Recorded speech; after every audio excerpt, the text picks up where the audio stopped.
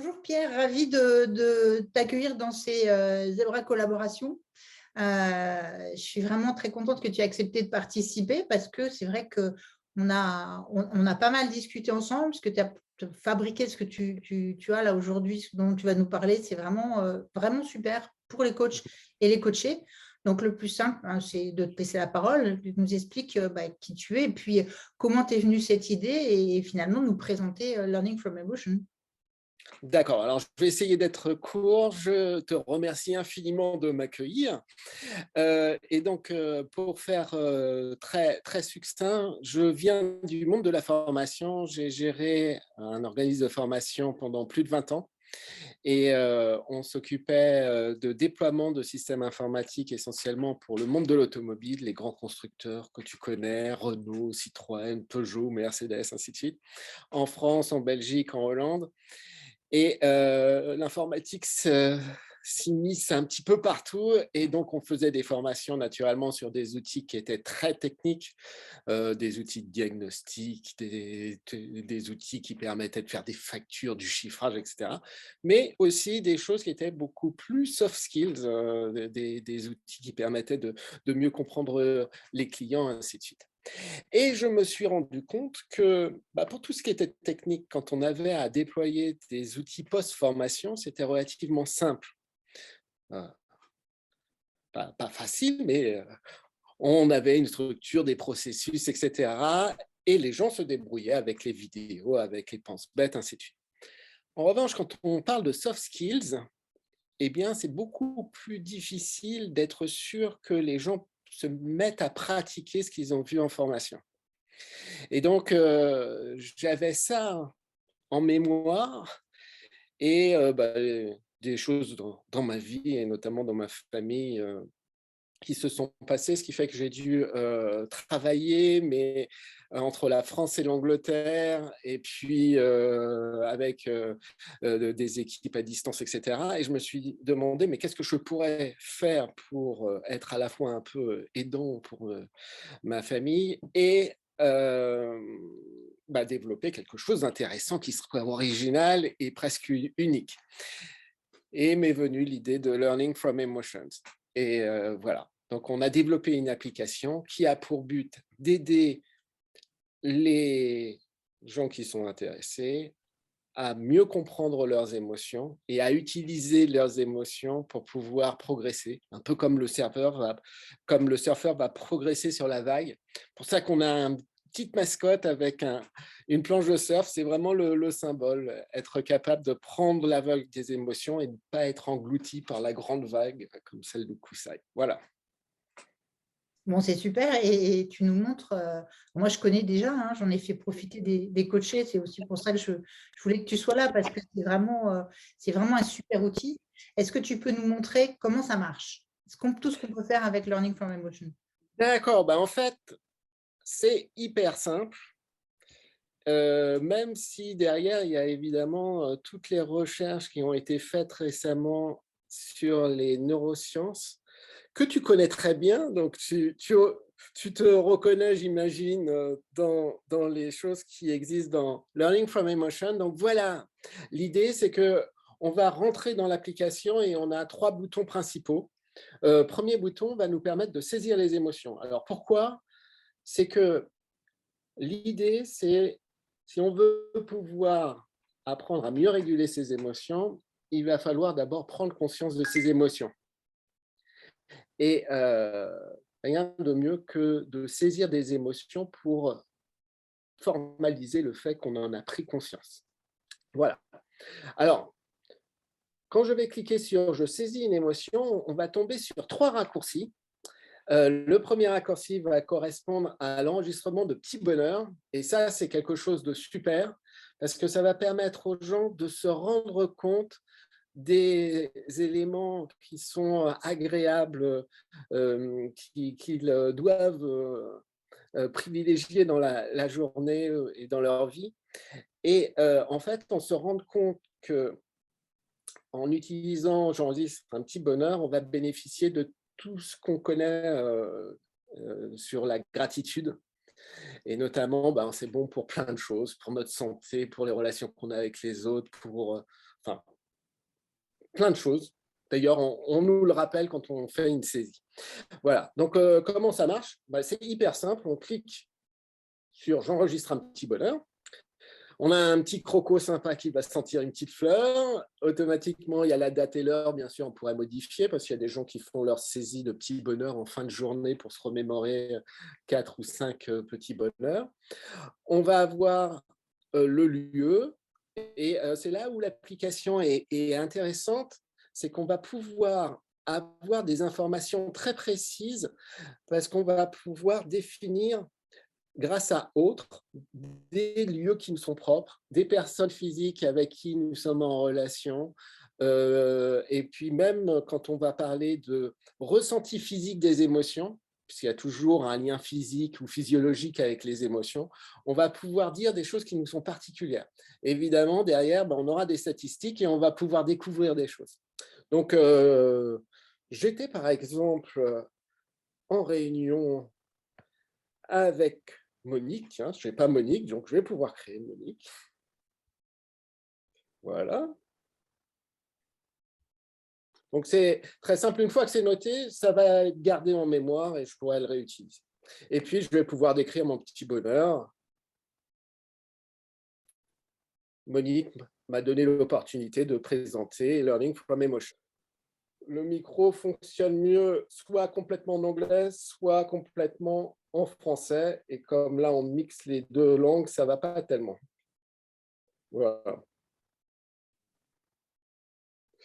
Très bien. Alors, quand on veut enregistrer, on clique simplement sur « Enregistrer ». On va tomber sur les raisons pourquoi c'est intéressant de saisir nos petits bonheurs.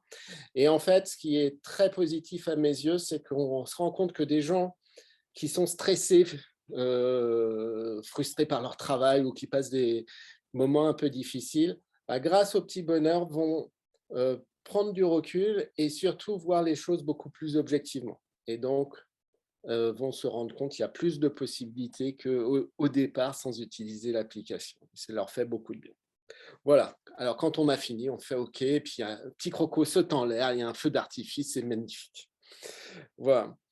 Alors, les petits bonheurs, normalement, là, si on est plus doué que moi, ça dure 5 secondes, c'est vraiment très rapide, mais c'est suffisant pour permettre aux gens de changer d'état d'esprit et puis de bénéficier de boucles positives, je dirais, parce que dans l'application, l'idée, comme je disais, c'est de pouvoir utiliser des stratégies pour changer de comportement.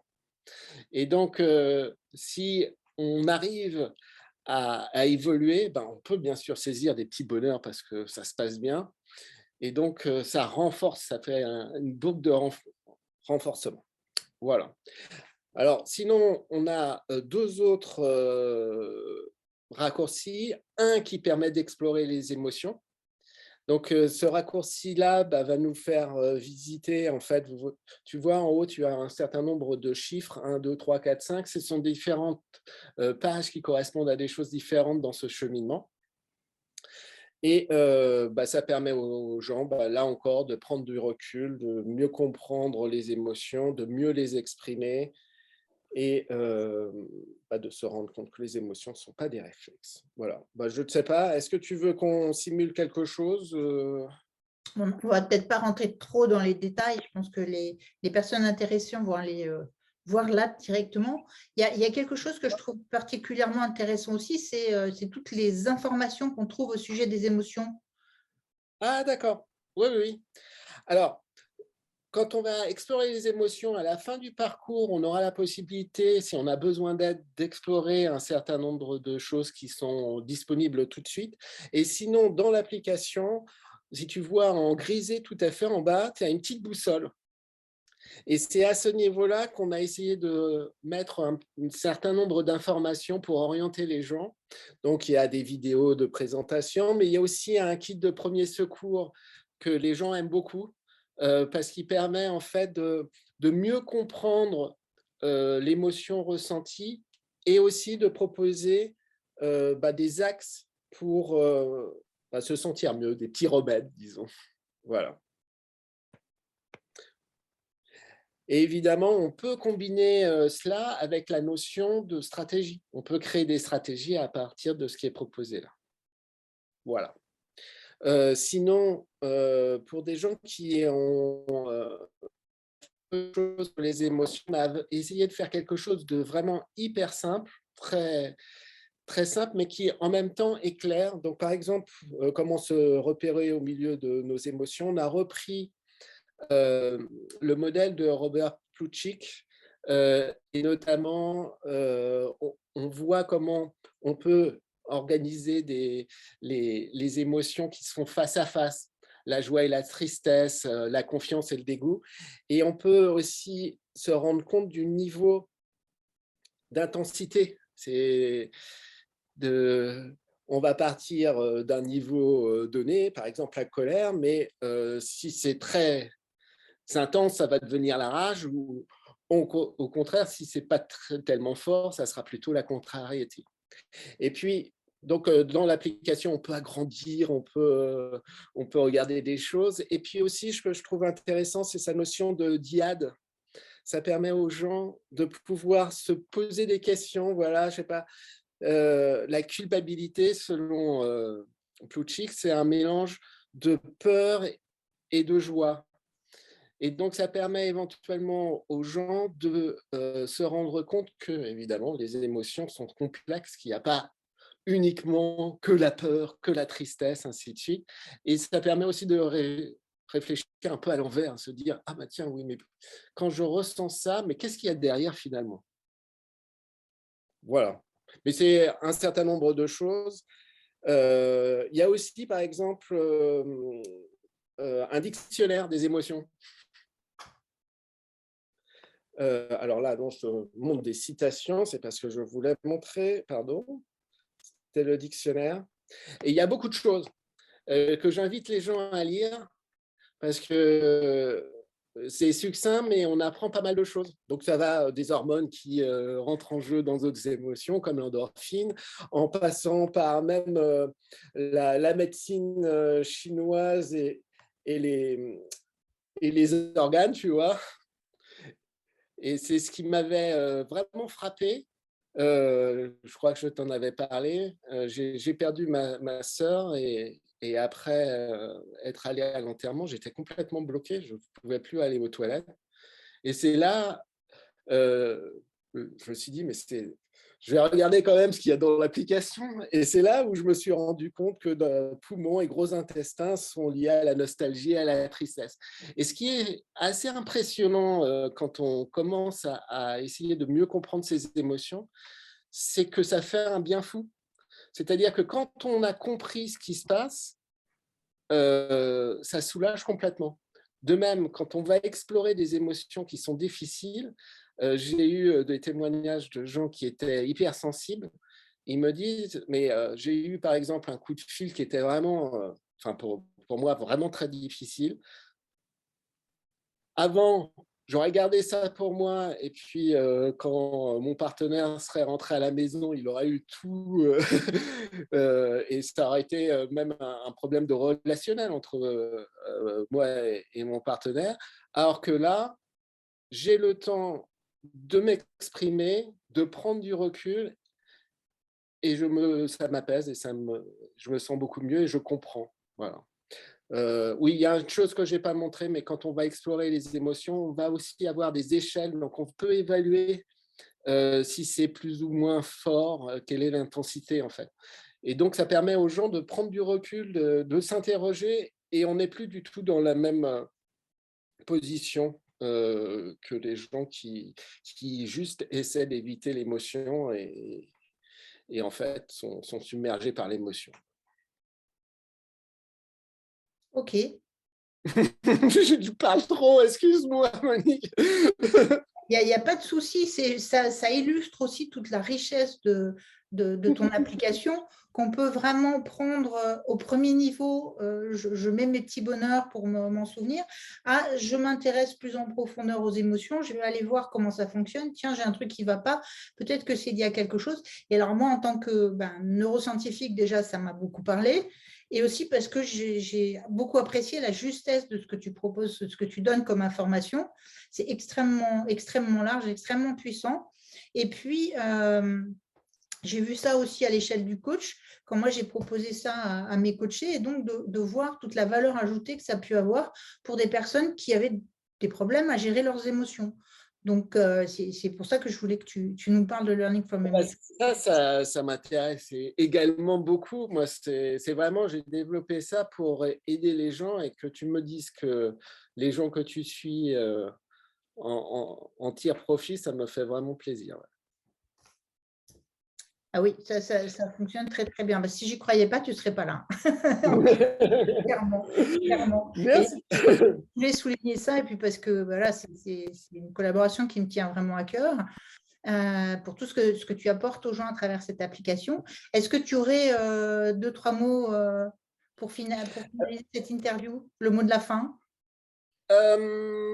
Alors, je dirais que c'est pas juste un gadget, parce que beaucoup de gens, quand on parle d'application, ils pensent que c'est un joujou et puis c'est tout. En fait, non, c'est vraiment un outil. Alors, c'est pas un outil de substitution du coach ou de la personne qui suit la personne ou le coaché, mais c'est vraiment un outil de mise en pratique.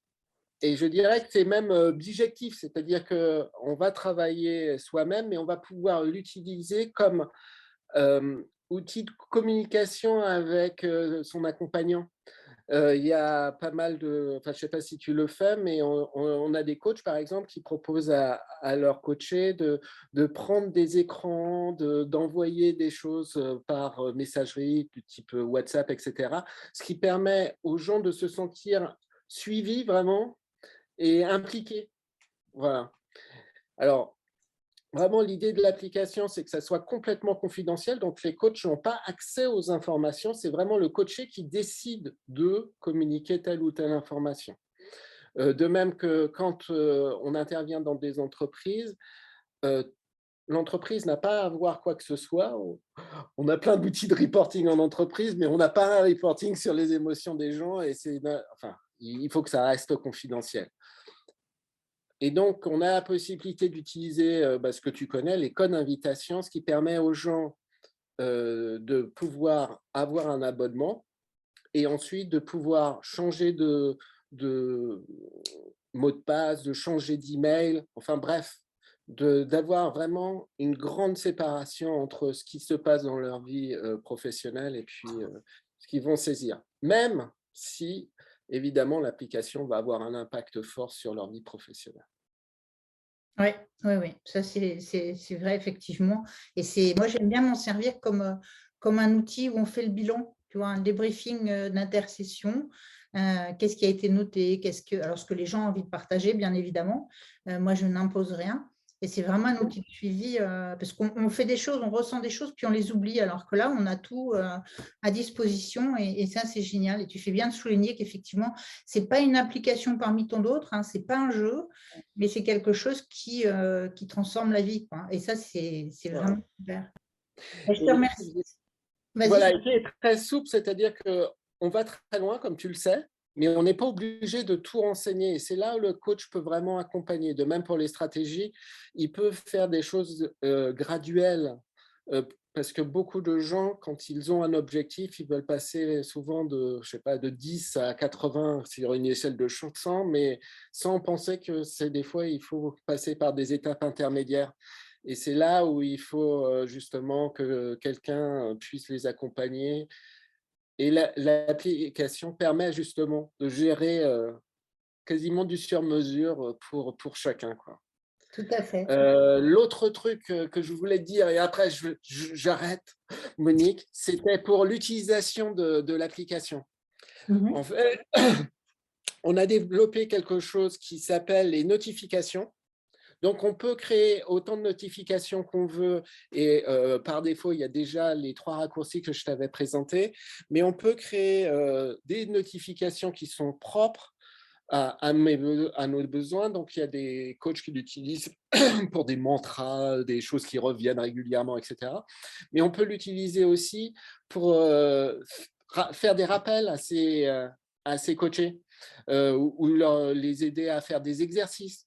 Souvent, je donne l'exemple de quelqu'un qui manquerait d'assertivité. On peut lui dire, quand tu iras au restaurant vendredi à telle heure, tu vas passer ta commande et avant que le serveur parte, change d'avis. Ce qui est difficile pour quelqu'un qui manque d'assertivité, mais c'est toute l'idée de l'application, c'est de dire, je pars de l'émotion qui peut être un malaise pour pouvoir, comme la planche de surf, l'utiliser pour progresser dans les nouveaux comportements que je veux acquérir. L'autre point, c'est que pour que les gens n'oublient pas, souvent, c'est bien d'associer l'application à une routine. Donc, si les gens ont la chance de faire de la méditation, des choses comme ça régulièrement, c'est bien de leur dire, utilise l'application avant ou après ce que tu as l'habitude de faire, après ton thé, ton café, ta pause, je ne sais pas. Voilà. Et oui, créer de nouvelles habitudes et de bonnes habitudes. On est en plein dans la plasticité cérébrale, n'est-ce pas? Ouais. Un outil facilitateur de plasticité cérébrale. Voilà, voilà. Et Et franchement, ça aide beaucoup les gens. Enfin, moi, ça m'a fait plaisir. J'ai eu quelques personnes, utilisateurs finales, là, qui ont eu la gentillesse de me faire des retours. Et je voyais que ça avait vraiment aidé. Ouais. Eh bien, merci, je te remercie beaucoup, Pierre. À la fin de la vidéo, les gens trouveront tes coordonnées, des liens pour te trouver. Génial, merci. Et c'est le but. Si moi, je parle de quelque chose que je trouve très utile en tant que coach et en tant que personne aussi, parce que j'ai mon appli perso, tant qu'à faire, autant en faire profiter tout le monde. Donc, on trouvera tout ça à la fin de la vidéo. Donc, voilà. Je te remercie beaucoup, Pierre. Merci. Bon week-end. Et puis à très bientôt, j'espère. Ça marche.